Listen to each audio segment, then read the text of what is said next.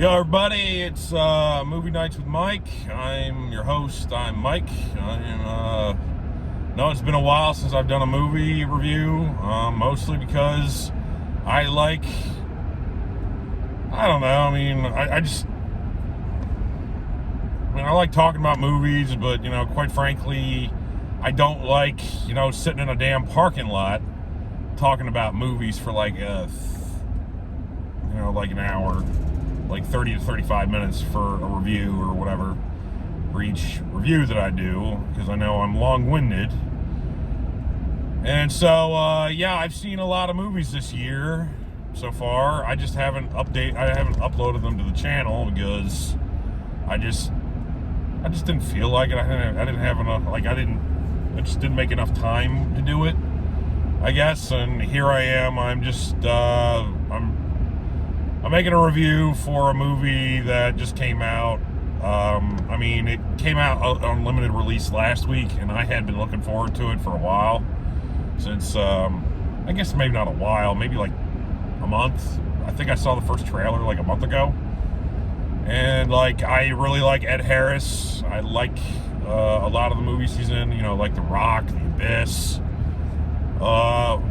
Quite a bit of his movies. He's History of Violence. Ed Harris is all if you add him to a film, I'm automatically thinking it's going to be a good movie. Unlike when I go see a movie and Matt Damon's in it.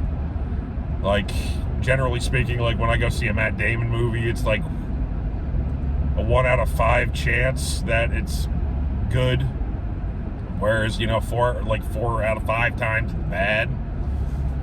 And it's ironic that we're talking about that because I just did see a Matt Damon movie. What was it, a few weeks ago? A couple weeks ago. How long ago was it when I saw that movie? I don't know. But I'm going to be doing a review for that one too, so... But anyway, I went and I saw a late showing tonight. It's a Saturday night of... I went to go see, what was it,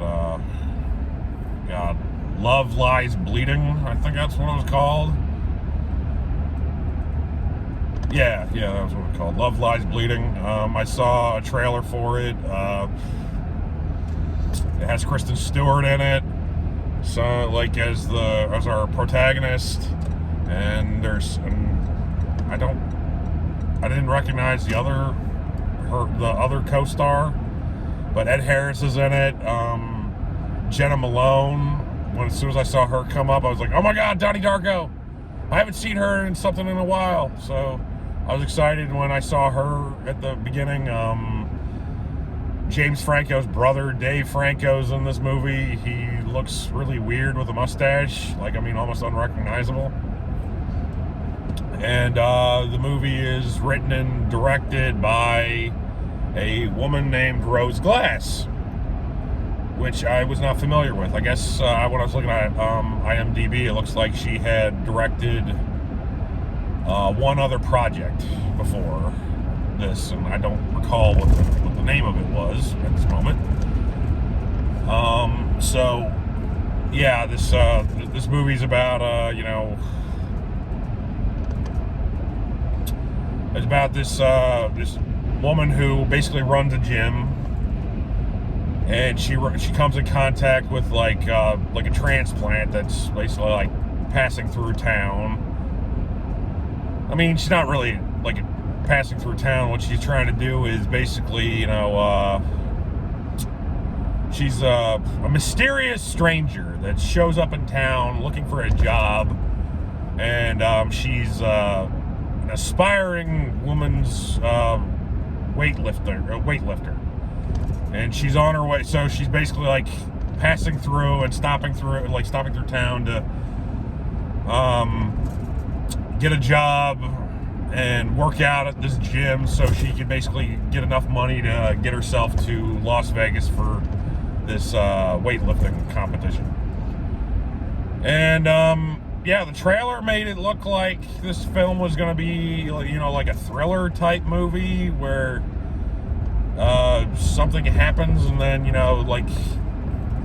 that's just what the gist that I got. I got that it was gonna be like, I thought it was gonna be like some kind of thriller, and we were gonna like have to face off with, you know, the two girls against Ed Harris. Ed Harris's character, like, and I mean, the trailers made it look like it was gonna be absolutely. I thought it looked like it was gonna be absolutely fantastic.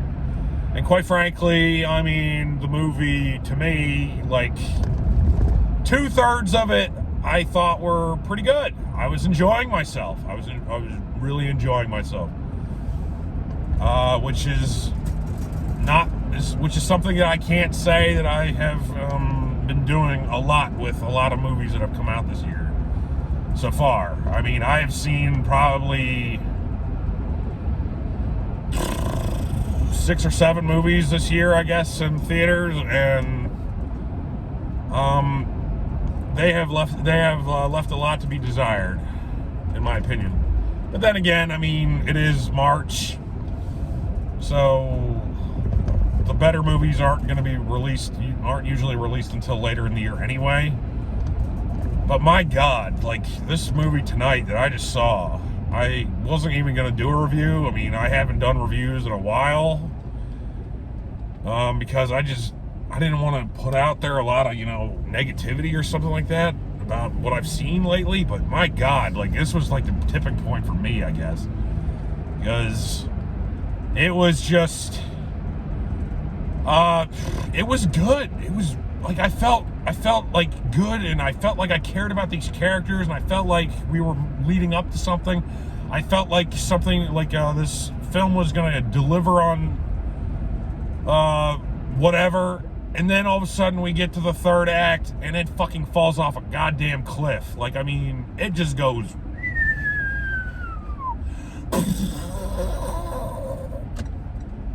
it was absolutely fucking terrible what happened in this third act. It was just so god awful. I mean, I don't know what happened. I mean, like, oh my God, like the writer / director, like, I mean, she just,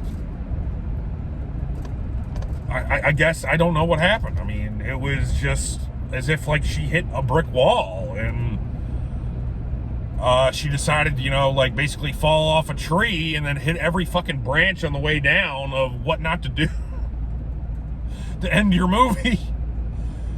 It was a train wreck. And I mean, I wasn't the only one in the theater. There were 2 people behind me, and my God, like, we were just laughing the whole third act about like every bad decision that was made in this movie. So it's one of those movies that I guess it's like, it'll probably go down as like being so bad that it's good by the time you get to the third act, I guess. But I mean, it was so cringeworthy. Like, a lot of the dialogue, like between our 2 protagonists, like, I mean, they're in a committed relationship, and yet, you know, like, the dialogue is so bad. And then, like, there's a part where you see, like, where you see one of the characters, and they're like suiting up to become like a John Wick type, and because, I mean, apparently, like, that's what was in their background of their mysterious past type shit. It was just like, what the fuck, man? Anyway, thank you, A24, for giving me a good night of comedy that I wasn't expecting. So anyway, yeah, if you're looking to go and see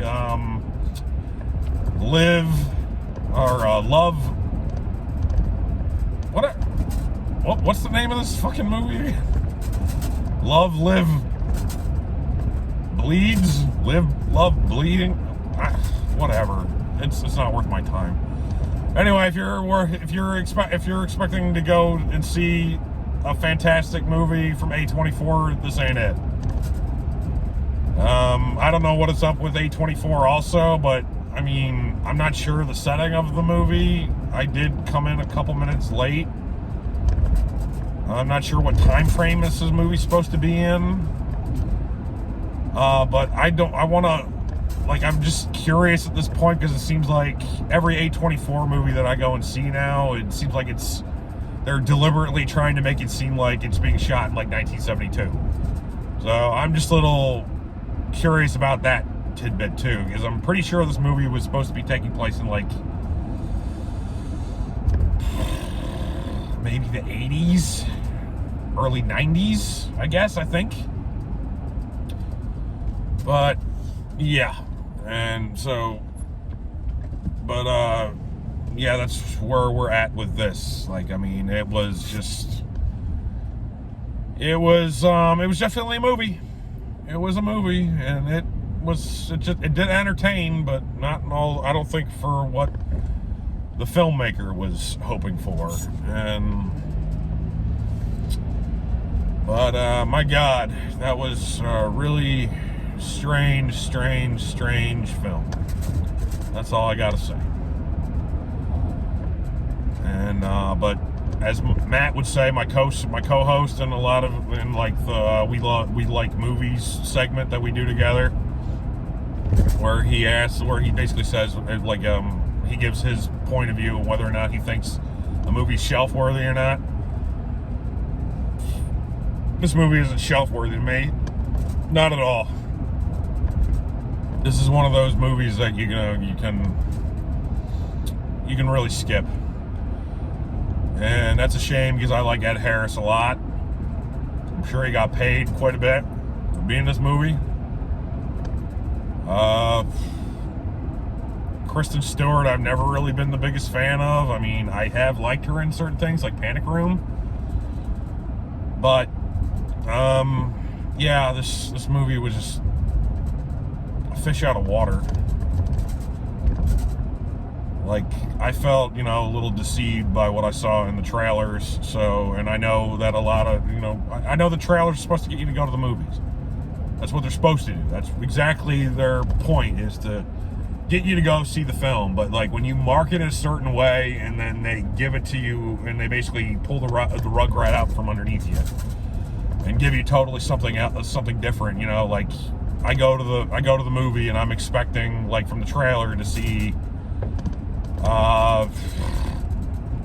like a crime thriller, and instead you give me, like, a crime thriller, if I'm going to a restaurant, I'm expecting, to get, like, filet mignon.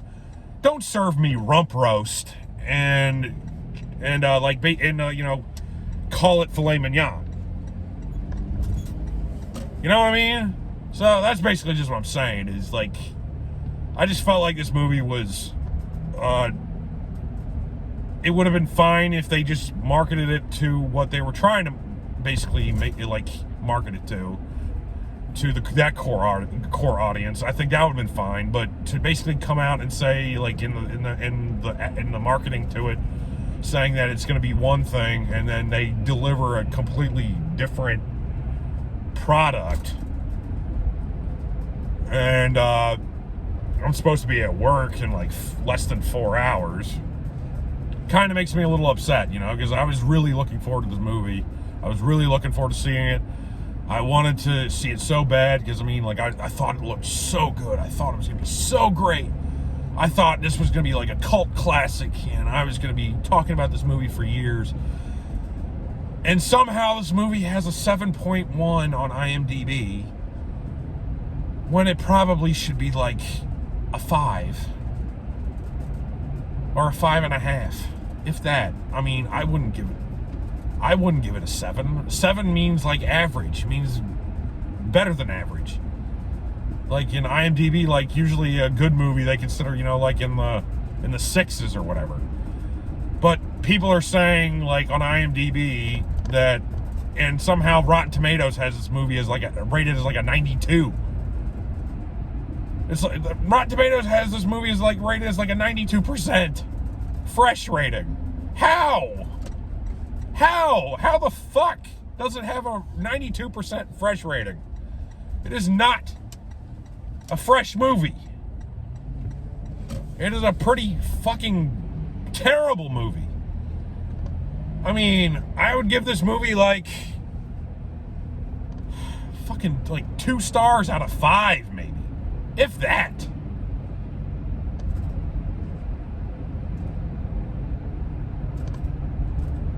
I mean, this movie's the type of movie where you go and watch it and you're like, how the hell did this get,